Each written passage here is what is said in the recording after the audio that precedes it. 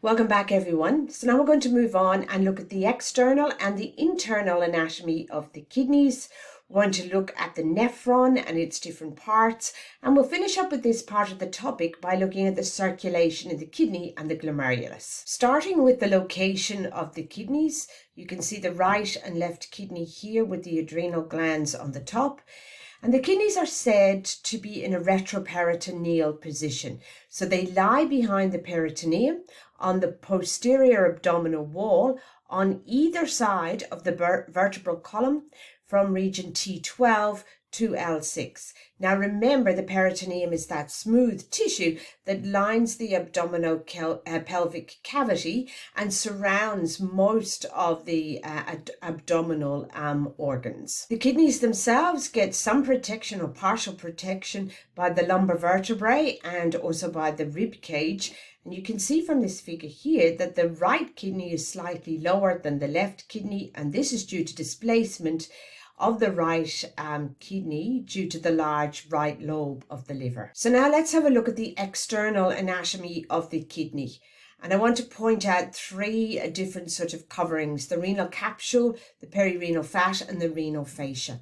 Starting with the renal capsule, which you can see here, is this tough sort of fibrous connective tissue capsule that surrounds the kidney. So it's made of tough collagen fibers, and it surrounds each kidney, protecting it from trauma, so from things like injuries such as, punches and kicks, and also from infection elsewhere in the body, so that infection then doesn't get into the kidney. And it also sort of anchors the kidney in place.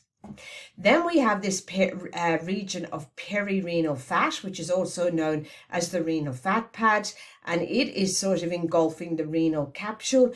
And because it's fat or adipose tissue, it's acting as cushioning and insulation and holds the kidneys in place. Now, when somebody loses an awful lot of weight very quickly, that can cause a reduction in this layer of perirenal fat, and that can cause the sort of kidneys to drop or to fall or to droop, and we call this renal ptosis. And that's got a weird spelling, right? Because it's one of those spellings that has a P before a T, but we don't pronounce the P, so it's renal ptosis. And that can cause other issues, right, that we're not going to cover here. But if you imagine the kidneys dropping, that can cause the ureters to kink, and therefore you're not going to get proper urine flow, and that urine can sort of backflow up into the kidneys to cause kidney tissue to die. Now, we also have this other sort of surrounding called the renal fascia. This is a thin layer of loose connective tissue which anchors the kidneys and the surrounding adipose to the abdominal wall. Just going back to this renal capsule, these thick sort of connective tissue collagen fibers extend to the renal fascia.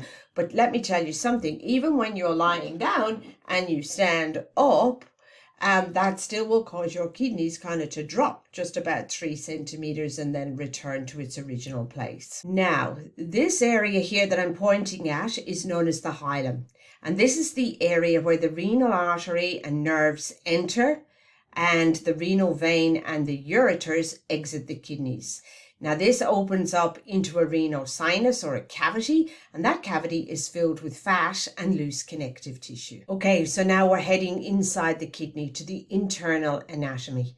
Now, firstly, the kidney can be divided into two regions, a cortical or cortex, which is this outer region, which you're looking at here. Okay, so this is the cortex. Then we have in the cortex, we have these renal columns, which you're looking at here. So it's this sort of space between these renal pyramids. And these renal columns are part of the cortical tissue that extends into the inner area, which is called the medulla. And there you're looking at the medulla there, that region. The medulla surrounds the renal sinus, which I talked about before, and it contains the renal pyramids. Now, these are the renal pyramids here. You can see, they kind of resemble pyramids. They're cone-shaped, where the base is the boundary between the cortex and the medulla, and the apex then, which is here, is called the renal papilla, and it's pointing in towards the sinus. Okay, so then we also have these structures that are called calyces or singular calyx, and these are these cup-like structures. Right, so if we go up here, you can see here that we have a minor calyx and we have a major calyx. So what are they all about? So with the minor calyces, the papillae, so that bit there, extends into the funnel of a minor calyx. Okay, so urine formed will collect in this minor calyx. And then several of these minor calyces then will merge to form major calyces. And the major calyces then converge to form the renal pelvis, which you can see is that area there. Okay. The pelvis itself is an enlarged chamber formed by the major calyces, as I just mentioned, and it then leads into one of the two ureters, so the right and left ureters being those tubes then that carry the urine to the urinary bladder. So if we look at the flow of urine, I've got it just here for you. From the papillae into the minor calyx, then into a major calyx, into the renal pelvis, to the ureter, then to the bladder where it's stored, and then into the urethra. And once it's in the urethra, then it has a passageway to the external environment where it's permanently removed from the body. Okay, so now I'm going to look at blood circulation through the kidney. Right, I'm going to start with the arterial supply, and I just want to let you know that about 20 to 25% of cardiac output goes to the kidneys. So it has a really good blood supply, and it kind of makes sense because, you know, the kidneys are filtering blood. So we're going to start here with the renal arteries. These branch from the abdominal aorta. Remember, the aorta is divided into those different regions. So the renal arteries are branching from the abdominal aorta. Now they're going to give way to what we know as segmental arteries. And these branch from the renal artery, as you can see there. And they give way then to these interlobar arteries, which are these ones here. And these ascend within the renal columns towards the cortex, so towards that outer region. These then give way to smaller arcuate artery, as you can see there. And these arteries branch over and arch over the base of the pyramids. And that's why they're called arcuate, because they form kind of an arc. They then give way to what we know as interlobular arteries, and these project into the cortex, and then they give rise to these afferent arterioles. Now, the afferent arteriole, the efferent arteriole are really, really important. And that is because these are the part of the circulation that's involved with urine formation. So starting there with the afferent arteriole, it supplies blood into the glomerulus. If you're paying attention, you'll know that the glomerulus is that capillary network full of those fragile capillaries, and they're going to be fenestrated capillaries. We'll talk about those later on. And then blood is drained from the glomerulus via the efferent arteriole. So exiting this renal corpuscle, which we're going to learn about in a few slides' time. Okay, we also have other sort of blood vessels. The efferent arteriole will then sort of merge into these peritubular capillaries, and these form a network or a plexus around, you know, some of these windy parts of the nephron or the renal tubules called the proximal convoluted tubule, because it's twisty, and the distal convoluted tubule. Don't worry your heads about that. We'll talk about that in a minute. We also have these straighter sort of capillaries or blood vessels known as the vasa recta. And these are specialized parts of the peritubular capillaries. They're really important in concentrating urine. And they extend right down deep into the inner region, so into the medulla, along with these other sort of tubular parts called the loops of Henle, and then back up towards the cortical region. In terms then of venous drainage, we go from these peritubular capillaries to the interlobular veins, which then merge into the arcuate veins. Then they merge into the interlobular veins, and eventually then to the renal veins, and then back, to the right side of the heart via the inferior vena cava. Okay, everybody, we've got to this new part of the recording, which is called Essential Knowledge Check. And we're adding this based on your mid-session survey comments. So what I really want you to do now is to, once I've read this, turn it off and concentrate on these questions. Can you answer the following? Where are your kidneys located? What are the functions of the kidneys?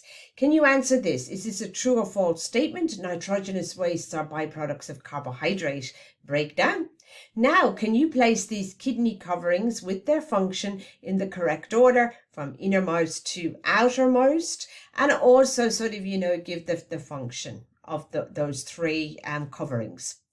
Can you identify the internal and external elements of the kidney, and what blood vessels are specifically involved with urine formation?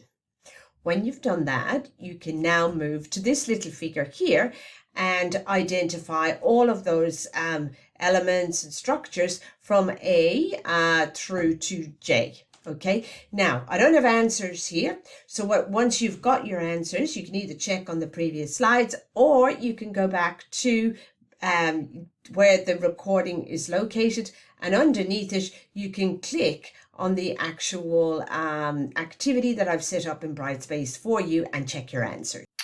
We're now going to talk about the nephron, which is this strange or funny looking structure that you can see here. And what is the nephron? Well, it's the functional and histological unit of the kidney. So it is the smallest unit that is capable of producing urine. And it consists of several different parts, and we are going to go through these over the next few slides. So firstly, we have this renal corpuscle, which is this area here, and it consists of the glomerular capsule and also that network of capillaries called the glomerulus. Then coming out of that, we have this first windy bit, which is known as the proximal convoluted tubule. Convoluted because it's windy, proximal because it's the part that's closest to this renal corpuscle. Then we have the loop of Henle, also known as the nephron loop. So you can see we have these thick and thin parts here of this descending part, and then we go around this U-bend into another thin part and then a thick part, which then gives way to another windy part of the nephron, which is known as the distal convoluted tubule. And then from the distal convoluted tubule, we have the collecting duct. And one collecting duct services several nephrons. So urine continues from the nephron to the collecting ducts, as I just mentioned, then to the papillary ducts, then through the minor calyces and the major calyces and the renal pelvis. Now, the collecting ducts, parts of the loop of Henle, and the papillary ducts are in that inner region, so in the medulla. And then the other parts are in the outer region known as the cortex. So now we're just going to focus in a little bit more closely on the different types of nephrons.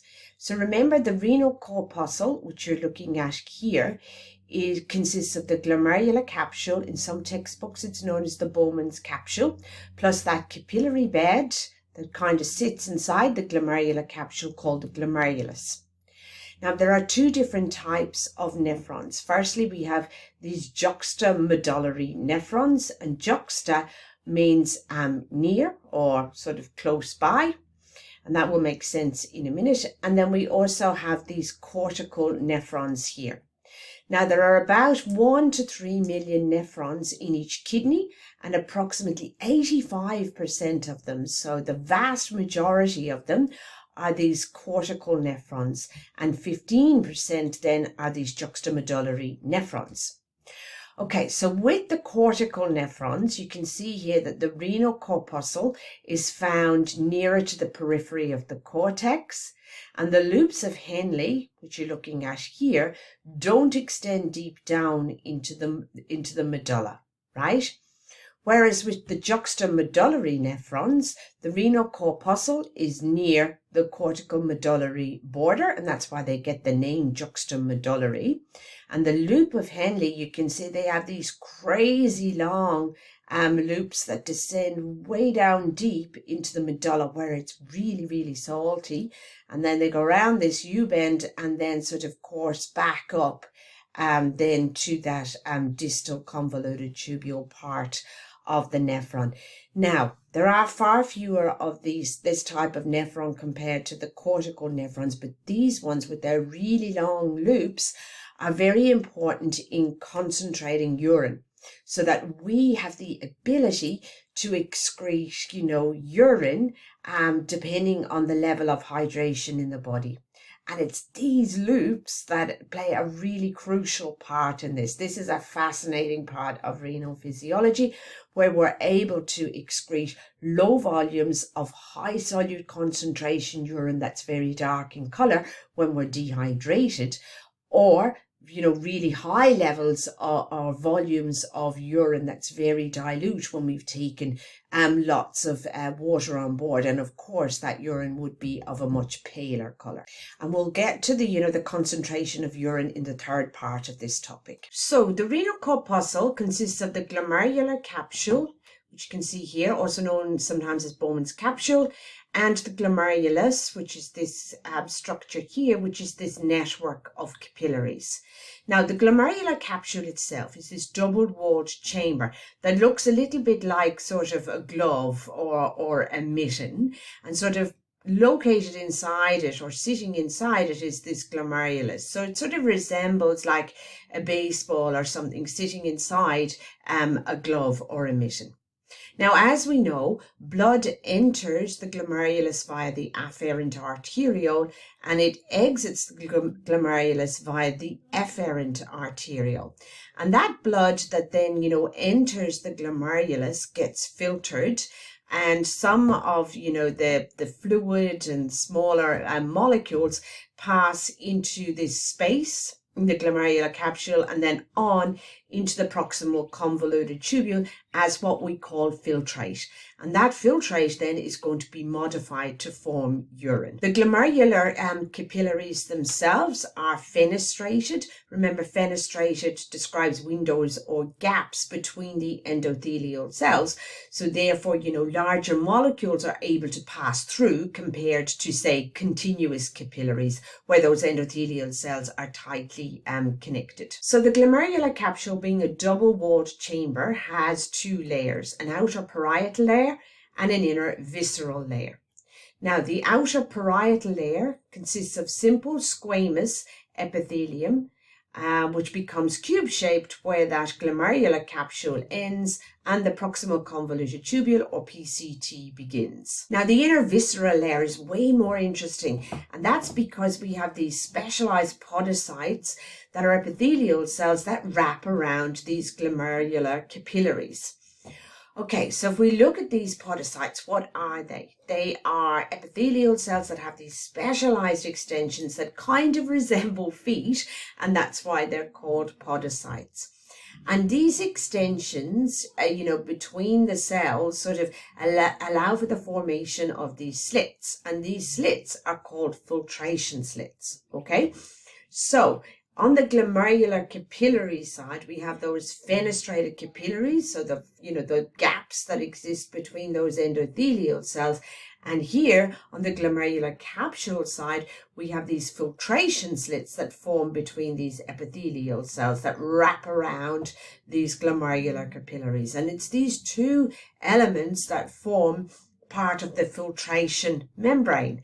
And filtration is the first step in, urine formation, and it's across this filtration membrane, that water and other sort of small molecules will pass to form filtrate. But I am getting ahead of myself, and I'll stop there because that's in the next recording. Now, of course, with the circulation in the glomerulus, as I've mentioned previously, blood is delivered via the afferent arteriole into the glomerulus, and then the glomerulus is drained by the efferent arteriole. So anything that doesn't get filtered will leave via the efferent arteriole, which then merges into the peritubular capillaries. Now, both of these vessels have a layer of smooth muscle that forms an element of this really weird apparatus here called the juxtaglomerular apparatus, which is the site of renin production.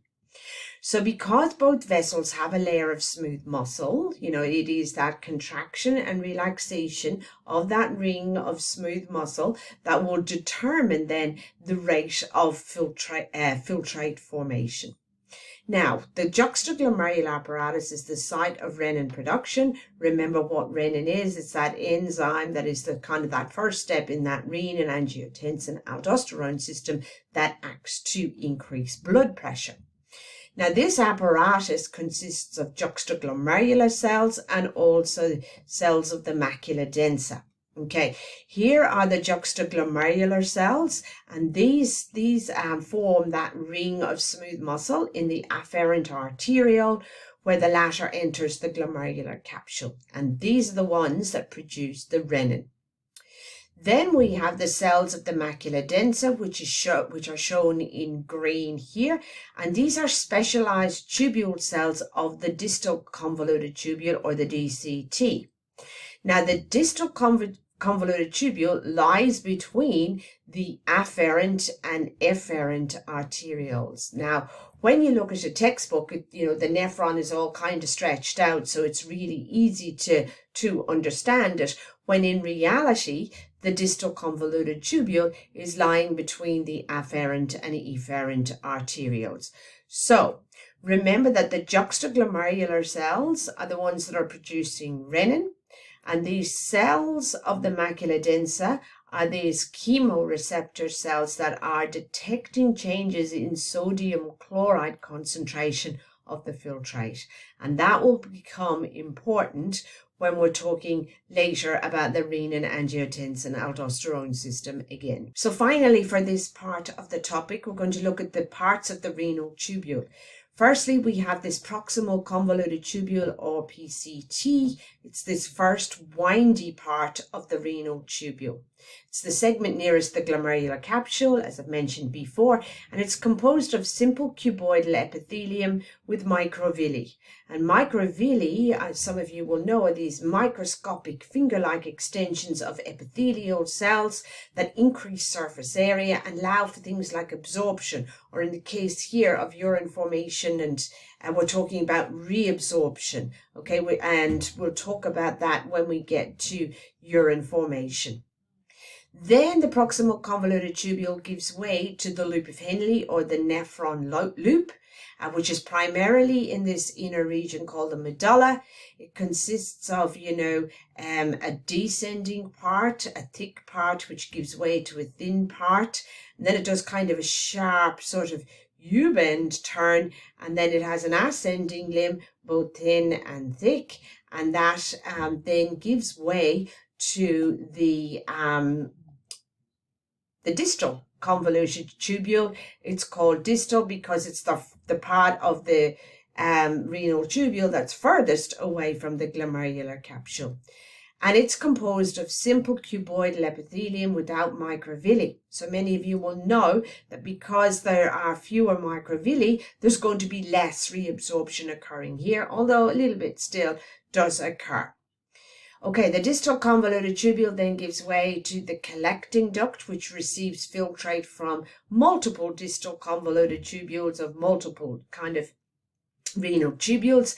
And then, these merge with each other at the papillary ducts, which then merge together and drain into minor calyces, which then merge into major calyces, which then, drain into the renal pelvis, which then gives way to the ureter, which then takes that urine to the urinary bladder for storage. Okay, everyone, just to finish up, here's a little activity for you to do to see if you understand the different parts of the nephron.